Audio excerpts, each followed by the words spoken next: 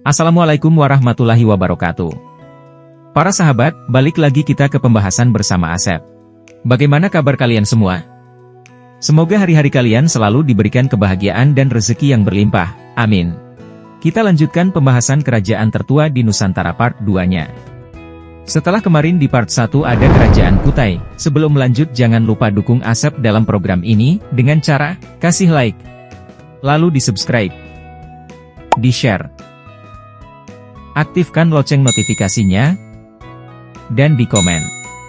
Di part kedua kita akan bahas Kerajaan Majapahit. Kerajaan Majapahit merupakan kerajaan Hindu-Buddha terbesar di Indonesia yang berdiri pada abad ke-13 hingga abad ke-16. Wilayah kekuasaan Majapahit mencapai hampir seluruh Nusantara. Majapahit didirikan oleh Raden Wijaya pada tahun 1293, seorang menantu dari Kertanegara, raja terakhir Singasari. Kerajaan Majapahit mencapai masa kejayaan pada masa pemerintahan Hayam Wuruk dan Patih Gajah Mada pada tahun 1350 hingga 1389. Semasa pemerintahan Hayam Wuruk, Majapahit mampu mempersatukan Sumatera, Semenanjung Malaya, Kalimantan, Sulawesi, Nusa Tenggara, Maluku, Papua, Tumasik, Singapura, dan beberapa wilayah Filipina. Selain menguasai Nusantara, Majapahit juga berhubungan baik dengan kerajaan lain seperti Champa, Kamboja, Siam, Burma Selatan, Vietnam dan Cina. Kerajaan Majapahit memiliki sumber sejarah di antaranya Kitab Negara Kertagama, Pararaton, Prasasti serta Berita. Sejarah Kerajaan Majapahit. Kerajaan Majapahit tidak terlepas dari Kerajaan Singasari. Raden Wijaya merupakan menantu Kertanegara, Raja Kerajaan Singasari. Pada tahun 1292 terjadi pemberontakan di Singasari yang dilakukan oleh Jayakatwang yang menyebabkan runtuhnya Singasari. Pada waktu itu Raden Wijaya melarikan diri bersama Arya Wiraraja. Raden Wijaya kemudian mendiami sebuah hutan di Trowulan, yang merupakan tanah Sima pada masa kerajaan Singasari. Wilayah ini kemudian dinamakan Majapahit. Penamaan Majapahit didasarkan pada nama buah maja yang banyak ditemukan di wilayah Trowulan serta memiliki rasa yang pahit. Wilayah Majapahit berkembang hingga mampu menarik simpati penduduk Daha dan Tumapel. Niat balas dendam Raden Wijaya terbantu lebih cepat setelah adanya pasukan Kubilai Han yang tiba pada 1293. Setelah mengalahkan Jayakatwang, Raden Wijaya kemudian menyerang pasukan Mongol di bawah Kubilai Han. Setelah mengalahkan Mongol dan Kediri, Raden Wijaya kemudian diangkat menjadi raja pada tanggal 15 bulan Kartika tahun 1215. Setelah diangkat sebagai raja, Raden Wijaya kemudian bergelar Kertarajasa Jayawardhana. Masa kejayaan Kerajaan Majapahit. Selama berjalannya Kerajaan Majapahit banyak terjadi pemberontakan. Kerajaan Majapahit mencapai masa kejayaan ketika masa kepemimpinan Hayam Wuruk, 1350-1389 Masa kejayaan Majapahit tidak terlepas dari peran Gajah Mada yang berhasil menumpas pemberontakan serta mampu menyatukan Nusantara. Sumpah Palapa yang dicetuskan oleh Gajah Mada memiliki arti untuk menaklukkan Nusantara di bawah Majapahit. Tercatat wilayah Majapahit meliputi Sumatera, Semenanjung Malaya, Kalimantan, Sulawesi, Nusa Tenggara, Maluku, Papua, Tumasik, Singapura, dan Filipina. Selain memperluas wilayah, Majapahit juga menjalin hubungan dengan kerajaan di sekitar Asia Tenggara. Kejayaan Majapahit tidak terlepas dari armada laut di bawah Empu Nala. Berkat strategi dan kekuatan militernya Majapahit mampu menstabilkan wilayahnya serta memperluas wilayah.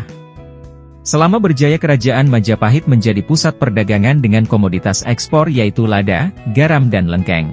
Masa pendirian kerajaan, 1293-1309, oleh Raden Wijaya setelah mengalahkan Jayakatwang dan tentara Mongol, Tartar.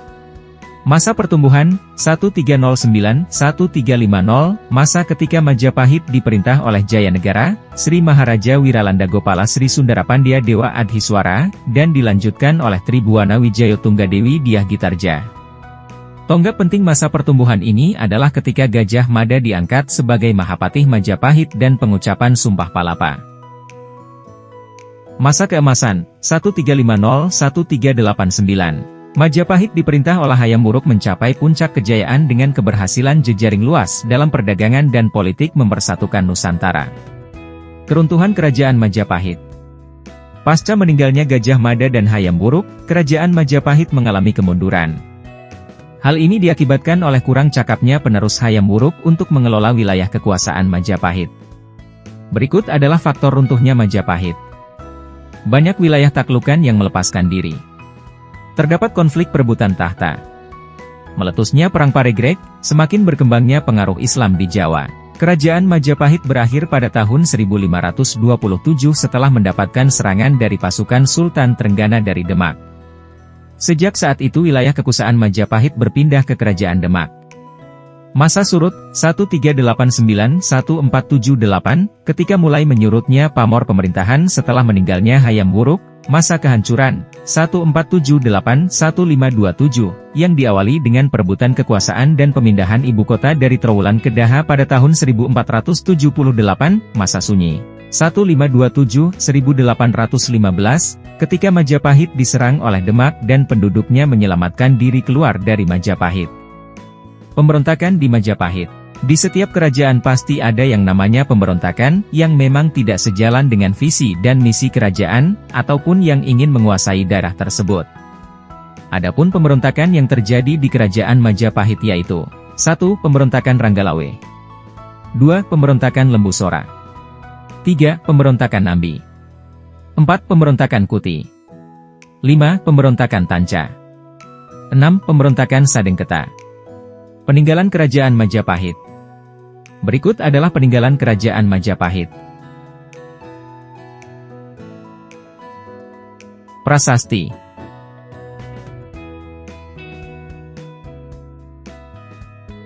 Prasasti Kudadu, Prasasti Sukamerta, Prasasti Prapancasapura, Prasasti Uringin Pitu, Prasasti Wurar, Prasasti Balawi, Prasasti Parung, Prasasti Biluluk, Prasasti Karangbogem, Prasasti Katiden, dan Prasasti Canggu Prasasti Jiu.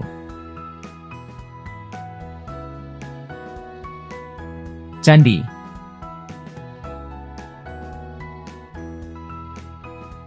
Candi Tikus, Candi Bajang Ratu, Candi Uringin Lawang, Candi Brahu, Candi Pari, Candi Penataran, Candi Jabung, Candi Suku, Candi Ceto, Candi Uringin Beranjang, Candi Surawana, Candi Minak Jinggo, Candi Rimbi, Candi Kedaton, dan Candi Sumberjati. Raja-raja Kerajaan Majapahit. 1. Raden Wijaya, 1293-1309 M. 2. Sriwijaya Negara, 1309-1328 M. 3. Tribuana Tunggadewi, 1328-1350 M. 4. Hayam Wuruk, 1350-1389 M. 5. Wikramawardhana, 1389-1429 M. 6. Dyah Ayu Kencana Wungu, 1429-1447 M. 7. Prabu Brawijaya I, 1447-1451 M.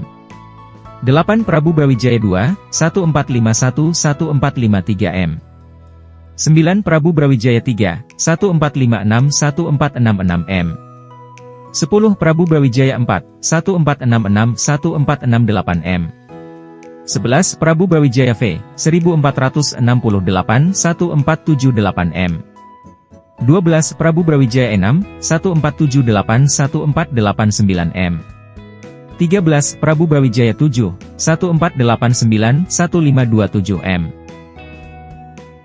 Nah, itu dia sepenggal kisah kerajaan Majapahit di 5 kerajaan tertua di Nusantara.